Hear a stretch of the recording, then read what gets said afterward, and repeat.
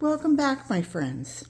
This is part two of raising or germinating amaryllis from seeds and hopefully to get them to germinate and then to bulb and then finally to flower. But this is the only of the original amaryllis that I've had since 2008 that was red. And I think it's the only one that I've ever gotten a seed pod off of. And I've only gotten a seed pod off of it maybe 3 times in, what has this been, 17 years. That, it's matured and I've allowed it to go. But anyway, I wanted to make a special effort on doing it this year. And I started watching a gentleman. He calls, his name of his channel is the Amaryllis Man. And his name is Charlie. And a little bit older, actually probably a little bit older than me even. And I'm 75, so I'm proud of it. Anyway, so I took it all apart. And his first lesson was to take it apart and then to allow them to dry out. And I thought, well, that, they do seem like they're just paper dry. Anyway, but I thought, okay, well, we'll let this dry out, and it's been a couple days. And then his next suggestion was to take a container, it's deep enough that you can put water in it and that these will float. Because that's what we're going to do. We're going to float these. And, but he said, take some Clorox and clean it. Excuse me. And make sure that it's perfectly clean so that there's no fungus or anything growing. This was a pastry container. And so I want to make sure that it was clean. The only thing that I see on it is a little bit of glue from, things from the grocery store, their tags and what have you. So that's what I'm going to do. And then he also said, just use tap water.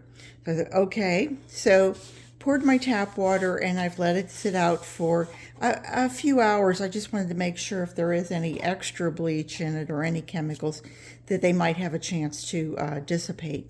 So I'm going to go ahead and fill this. And he said, make sure you fill it deep enough so that if you have dehydration, it will evaporate over, it says it could take 2 to 4 weeks for these to germinate, and in 2 to 4 weeks you might want to go back and make sure that you have enough water in it. I have 55. I counted them, 55. Let me come around to this side so that I can sprinkle them around. So again, this is step 2, and there we go. And I'm even going to put these little things. I don't think those are seeds. I think it's just kind of like, what do they call it? The chaff, the little extra things that get in a seed pod. And that's going to be it.